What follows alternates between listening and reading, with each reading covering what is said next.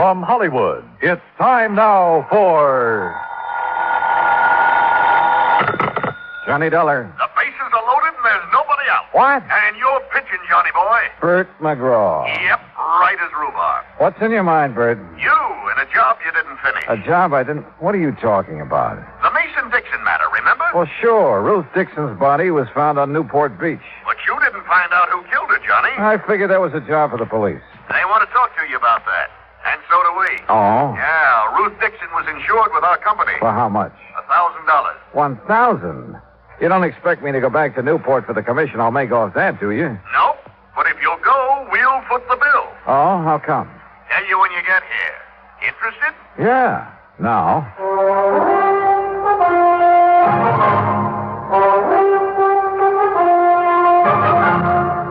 Bob Bailey in the exciting adventures of the man with the action-packed expense account. America's fabulous freelance insurance investigator. Yours truly, Johnny Dollar.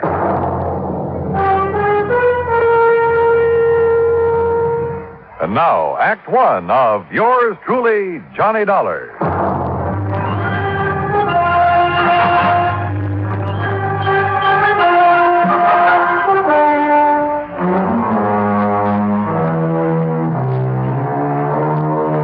Expense account submitted by Special Investigator Johnny Dollar to the Providential Assurance Company, 393 Dewey Avenue, Hartford, Connecticut. The following is an account of expenses incurred during my investigation of the Dixon murder matter. Expense account item one, $1.20 taxi from my apartment to the Providential building. Along the way, I did some thinking. A week ago, a girl's body had been found on Newport Beach. The Masons and the Dixons had each identified it as the body of their missing daughter. I managed to locate the Mason girl. That meant that Ruth Dixon was the girl on the beach. Who had killed Ruth? Well, I didn't figure that was my job. But evidently the brass at Providential did. Why? Well, I hope Bert McGraw would tell me. Oh, Johnny, come in. Morning, Bert. About this Dixon matter. I suppose you're wondering why I was so anxious for you to go back to Newport. Well, I am kind of curious, Bert. Well, I told you, Ruth Dixon was insured with our company. But for only $1,000, you'd save money by paying it off and forgetting it. Maybe. But it isn't that easy. Oh, why not? Because of the Newport police, for one thing. Well, what have they got to do with her insurance? Well, not a thing. But they have got plenty to do with our company and its representatives. And last week, you were one of them. So? So, the Newport police, Captain Lewis of Homicide to be exact, called here this morning. Who's Lewis? Miller was the man I worked with. Lewis took over because Miller didn't follow up on you. And he's very unhappy with you, Johnny. I can't imagine why. No? Well, Captain Lewis says you left Newport without giving his office all the information you had on the Mason girl. The Mason girl? What's she got to do with the Dixon investigation? Well, how should I know? Darla Mason didn't even know Ruth Dixon. Lewis says different. But that's beside the point. We can't afford to have any police department in this country feeling the way the Newport boys do about our investigator. Oh, come on now, Bert. It isn't at all that serious. Johnny, we have to have police cooperation. And we can't force them to cooperate, so we try to build up a sufficient amount of goodwill. But, Bert, No, it's too late to apologize. Who's apologizing? Captain Lewis chewed out my boss. My boss did it to me, and I have orders to do it to you. Okay, so get it over with. Well, I'm almost through. Except that no matter what it costs us, it's going to be worth it to have goodwill restored. You understand? Sure. And whatever you do in Newport, please keep Captain Lewis informed. If you stumble onto something that might lead to the Dixon girl's killer, tell Lewis about it. Okay, Bert, whatever you say. No hard feelings, Johnny. No. Everything's just fine. Oh, good boy. Glad to see you understand. For an expense account like the one you're going to get, I can understand the theory of relativity.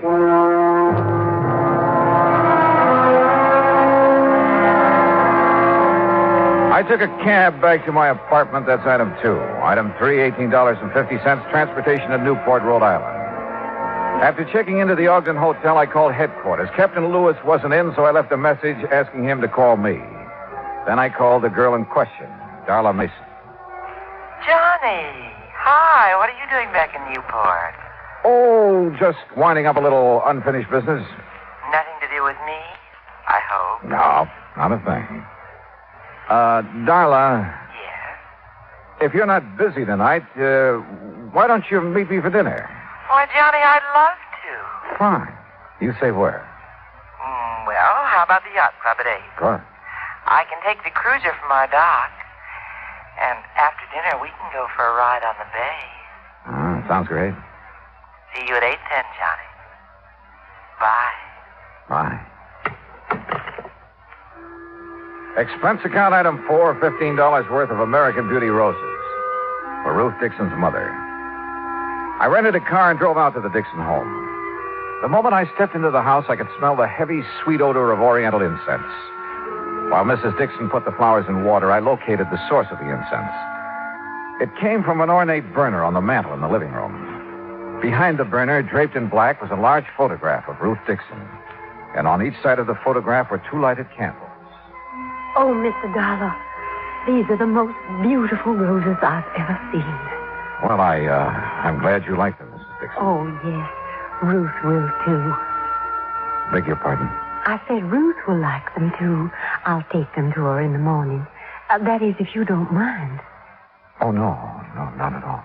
Mr. Dollar, I don't know how you feel about such things, but I believe those who have passed on never really leave us. What do you think? Well, I haven't given much thought to the subject. But you should. Ruth will appreciate these roses as much or more than she ever would have. Do you believe that? Well, I didn't know Ruth when she was alive.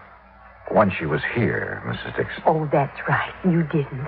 Well, she's still here. And if there's any doubt in your mind, why, you just come with me and visit Madame de Stael. Madame de Stael? Yes. She's been such a help and comfort to me these past few days. Well, without her and her teaching, I'd have been completely lost. This Madame de Stael, what is she? She's just an ordinary person, but she has wonderful occult powers. She can see beyond the veil, Mr. Dollar, and she's promised to let me speak to Ruth as soon as the conditions are right. Do you know when that will be? Lucille? In here, Henry. Oh, excuse me, Mr. Dollar. I have to put out these candles. Henry doesn't believe like we do. My, you've been at it again, haven't you, woman? Now, Henry. Open the windows. Get the smoke and the smell out of... Oh, Mr. Dollar. Afternoon, Mr. Dixon.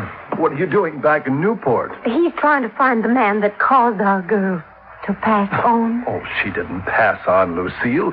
She died. Henry, really? Well, anyway, I wish you luck, Mr. Dollar. I have a hunch I'm going to need it, Mr. Dixon. Mr. Dollar, wouldn't you like to stay to dinner? We aren't having anything fancy, just leftovers and boiled cabbage head. Oh, my. Now what? Why, I just remembered why I burned that incense.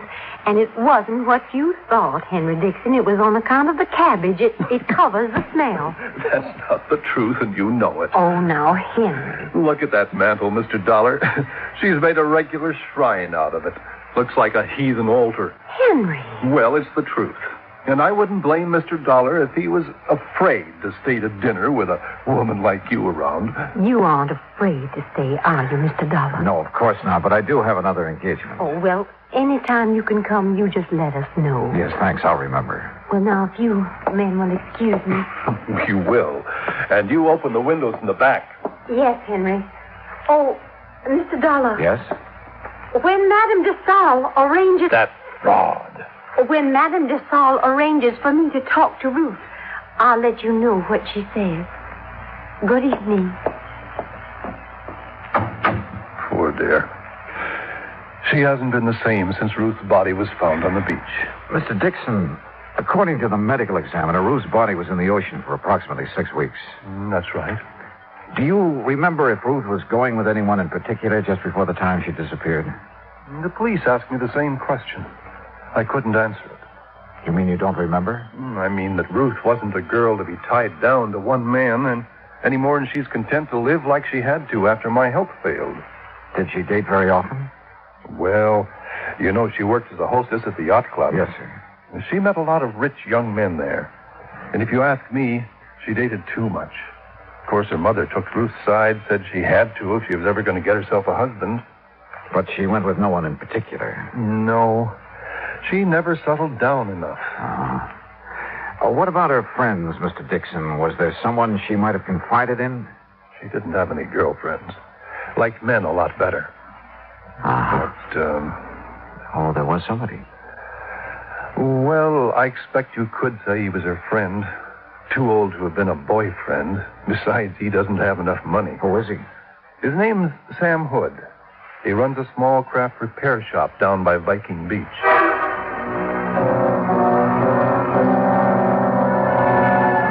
Viking Beach is on the Atlantic side of Newport, approximately a mile from Land's End, where the Dixon girl's body had been washed ashore. Once there, I didn't have any trouble locating Sam Hood's repair shop. It was on the end of a large wharf. For a moment, I thought the wharf was deserted. Then I heard it. Below the wharf, sitting low on the water, was an old converted PT boat, and standing on deck, tinkering with the controls, was a heavy-set man wearing thick glasses and greasy dungarees. I was about to call him when he looked up. Afternoon. Hi. Can I help you? Yeah, I hope so. I'm looking for Sam Hood. He ain't here. Gone on his vacation. Oh, fine. Can I do anything for you? I'm his brother, Leroy. Well, yeah, Leroy, maybe you can. You want me to come up or you going to come down? I'll come down, but how do I do it? Stairs over to your left there. Oh, sure. You're a stranger around here, ain't you? Yep, that's right. Well, I'm always glad to meet up with a stranger. This is such a little bitty place. Most everybody along the waterfront's heard everybody else's stories so many times till they're sick of it. What'd you say your name was? It's Dollar. Johnny Dollar. Well, welcome aboard the Connemore, Mr. Dollar. Connemore? That's an odd name for a boat. Sure is, ain't it? But I found it in a book. Sure fits her, and me too. What's your line, Mr. Dollar? I'm an insurance investigator. Well, now, that must be mighty interesting work. Yeah, sometimes. You chew tobacco? No, thanks. Oh. Well, I got a brand new plug of brown mule here. Ain't had it out of the wrapper. So if you want some... No, thanks, Roy. You sure missing something? Yeah. Yeah. Ooh. Man, my tooth. You want to take a look around? Go ahead. Of course, the Connemore ain't no fancy yacht. Excuse me, what did you say? I said the Connemore ain't no fancy yacht, but she's all mine and Sam's, and I'm proud of her. Oh. Where did you say your brother was, Leroy? Sam? Oh, he's visiting our folks down in Augusta. I would have gone too, but somebody had to stay in mind the store. Yeah. You know when he'll be back? Not for sure. But anything Sam knows about, so do I. We got real runny mouths in our family. Tell me, Leroy, did you know a girl named Ruth Dixon? No more than just to tip my hat to. But Sam did. Yes, sir. That gal and Sam, they used to sit up there on the wharf looking out toward Gooseberry Island, and they talk. You know what about? Nope. Get off that railing, you whitewash brother! See ya! Leroy, you told me a moment ago Sam couldn't keep a secret. Well, he said she was full of dreams. Man, you asked me, she wasn't nothing but another two-timing, just like all of them. Oh, that's not a very good opinion of her, Leroy. I can't help it. Sam was crazy for her, but she didn't even let on like she knew it. How did your brother take the news of her death? Oh, just awful. That why he left town? Yep. Does Sam own a .38 revolver, Leroy? Oh, sure. Most everybody who has a boat owns something like that. But, hey, wait a minute. You getting ideas? No, just asking questions. Oh. Well, Sam couldn't have killed her. I know it. What makes you so sure? Well, 'cause he's my brother. And how he was so broke up when he heard about Ruth. Why would you suppose anybody'd want to put a bullet in a pretty gal like that? I don't know, Leroy. I don't know. I asked him a few more questions, watched him chase the seagulls off the railing once more, then left. At 7:45, I was sitting in the yacht club bar waiting for Darla Mason. At 8:30, I was still waiting. And at 9:30, I gave up and went back to my hotel. I hadn't been in my room 10 minutes before someone started pounding on the door. Dollar! Dollar, you in there? Yeah, who is it? Captain Lewis, open up. Well, good evening, Captain. Nothing good about it. Huh? Fine thing you pulled. You come over here to help, then you go gallivanting off where nobody can find you. I called your office as soon as I hit town. Because the people you're working for in Hartford told you to.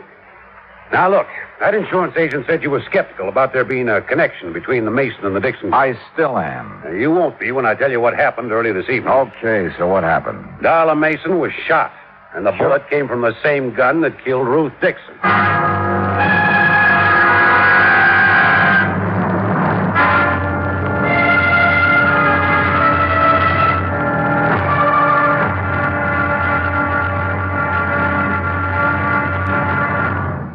Act two of yours truly, Johnny Dollar, in a moment.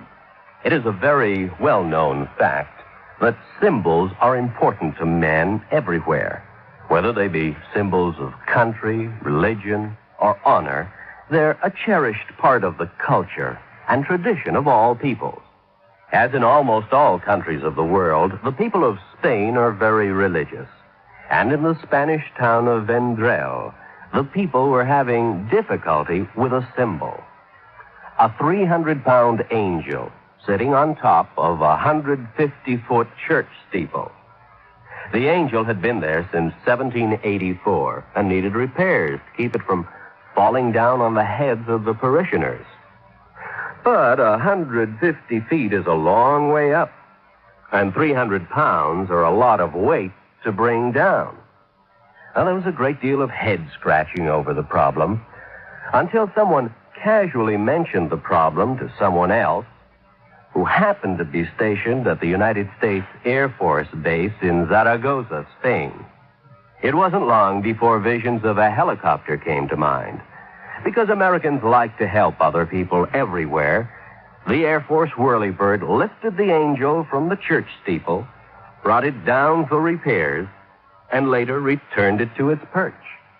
So grateful were the people of Vendrell for this act of friendly cooperation that they held a mass celebration of American Day to show their appreciation. Television and newsreels carried the story of kindness. So did the newspapers and magazines throughout Spain. This gesture on the part of the United States Air Force created a new symbol, a symbol of friendship and understanding. It became a symbol of freedom, the right of all men everywhere. Now, Act two of yours truly, Johnny Dollar, and the Dixon Murder Matter.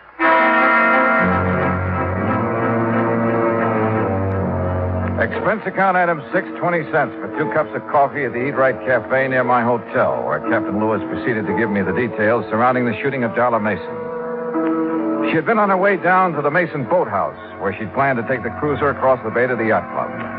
As she neared the boathouse, someone had fired at her, and the bullets that wounded her came from the same gun that killed Ruth Dixon. So there was a connection between the Mason and Dixon girls.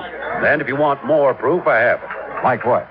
Well, they both spent a good deal of their time at the yacht club. Yeah, but for slightly different reasons.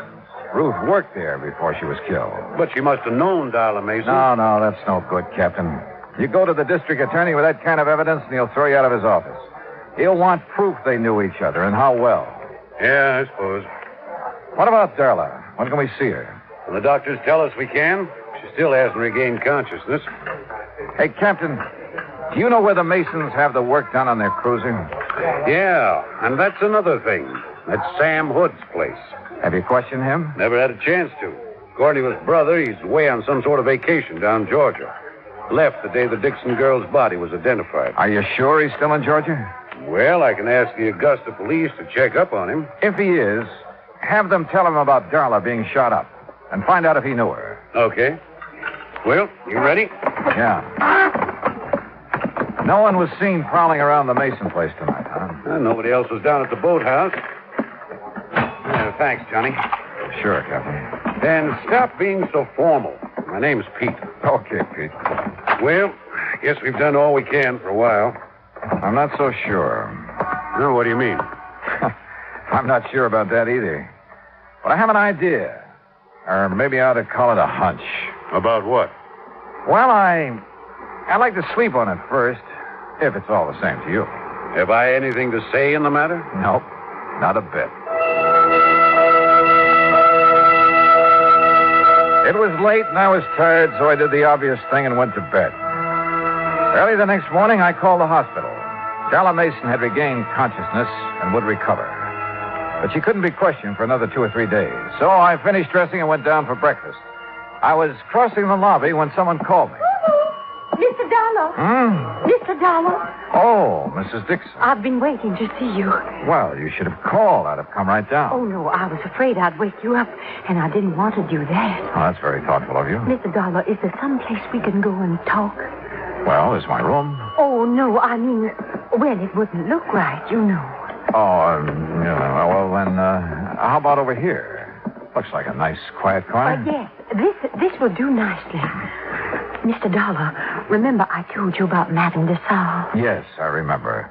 Would you like to sit down? Oh, no, I'm too excited to sit. Excited?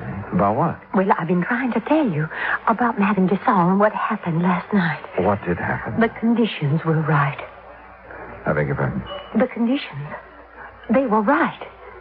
Remember, I told you Madame was going to let me speak to Ruth when the conditions were right. Well, they were last night. Oh. Well, aren't you interested in what Ruth had to say? Oh, yes. Yes, I am, Mrs. Dixon. She told me who killed her, Mr. Dollar. What? Yes, sir. Just as plain, I heard it from Ruth, and there's no doubt about it. It was her voice, all right. Mrs. Dixon, exactly what did Ruth say about the person who murdered her? Oh, Ruth described her to a T. Her? She said it was a woman. Young, dark hair, brown eyes, and a big red scar on the back of her left hand. I see. You seem disappointed, Mr. Dollar. I guess I was doing a little wishful thinking, Mrs. Dixon. Well, wishful thinking or not, Ruth told me who it was that killed her. Oh, her name, too? Well, she didn't know her name. Oh. But that big red scar. Now, you find a woman who has a thing like that on the back of her left hand, and you'll have the guilty party. Yes, well, I'll look for someone like that today, Mrs. Dixon. Now, come on, I'll buy you some breakfast.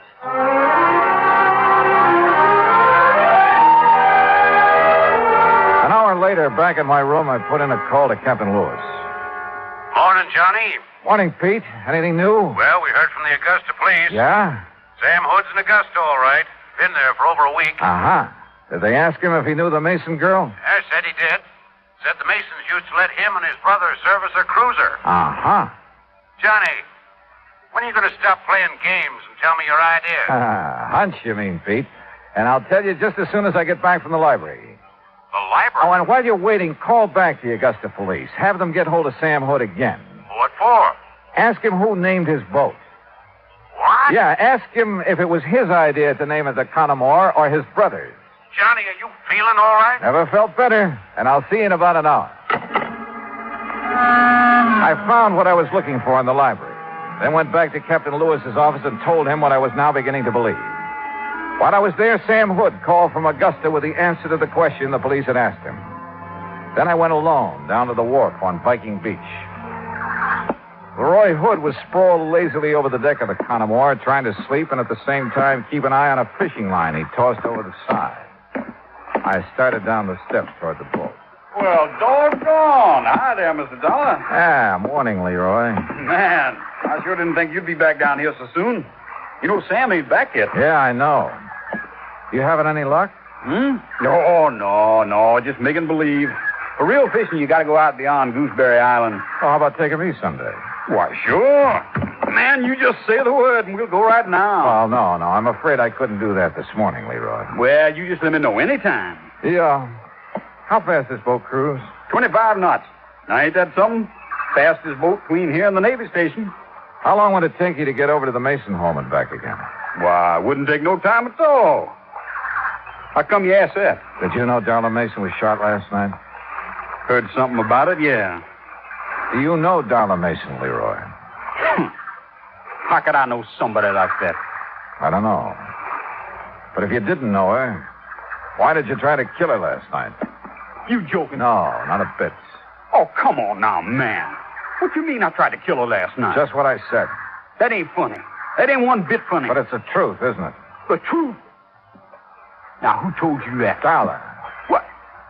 What? She couldn't have. No, why not? Because the papers say she's still unconscious. Besides, she couldn't see nobody around that boathouse last night. It was too dark. Dark as it was the night you killed Ruth Dixon. You know, you're beginning to get me riled, Dollar. That's so. It sure is so. Coming around here with all kinds of lies saying I killed Ruth Dixon. I didn't say it. Your brother did. Sam? Oh, man, now you really lying. Sam's in Augusta. You ain't seen him. We talked to him on the phone this morning. He told us about you and Ruth Dixon and the Mason girl and every other woman who comes around here. Well, just because I try to make a little time with him, that don't mean I killed nobody. Sam told us different, Leroy. He told us that you can't stand to have a woman laugh at you. Every time a girl has, you've tried your best to make her sorry for it. You really did talk to Sam? What do you think? But why would he tell on me? Why? He never has before. He didn't want to, Leroy. That's why he left here when he did. He needed time to think. Decide what to do about his brother. About you. What you gonna do about it? What I have to do. Take you in. No. Nobody's taking me anywhere I don't want to go. And anybody cries, they're gonna be sorry. Leroy, come out of there. I'm coming. You look out, dog. You look out. You don't try stopping me. Leroy, come back. No!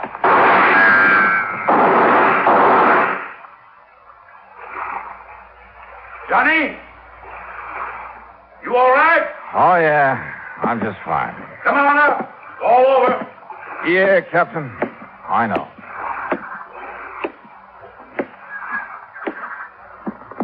Tell me something. If I can. What put you onto him in the first place? Two things. You see, he liked the girls, wanted to be a lady killer, but they'd only laugh at him, and he couldn't stand that. I see. But the big thing is, what he named this boat, Connemore. I don't get it. Well, a man like Leroy, not much education, he'd have to have a real reason for wanting to name it that. But why? What's so special about that? You ever hear of Bluebeard? A lady killer? Sure, who hasn't? Well, Connemore was his real name.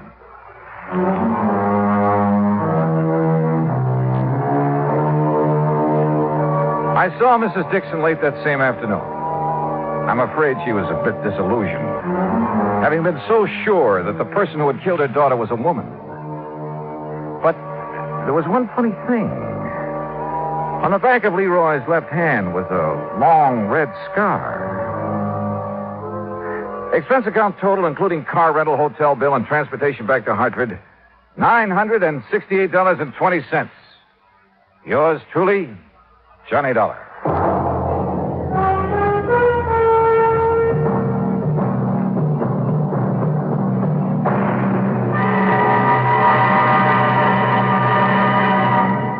Now, here is our star to tell you about next week's story. Next week, a case that couldn't be solved because there was no solution.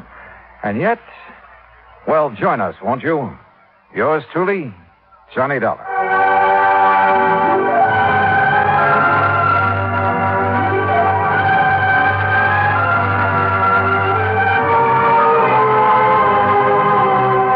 Yours truly, Johnny Dollar, starring Bob Bailey, originates in Hollywood. Written by Charles B. Smith, it is produced and directed by Jack Johnstone. Heard in our cast were Gene Tatum, Jeanette Nolan, Frank Nelson, Russell Thorson, Sam Edwards, and Austin Green. Musical supervision is by Americo Marino. Be sure to join us next week, same time and station, for another exciting story of yours truly, Johnny Dollar. This is Dan Cubberly speaking.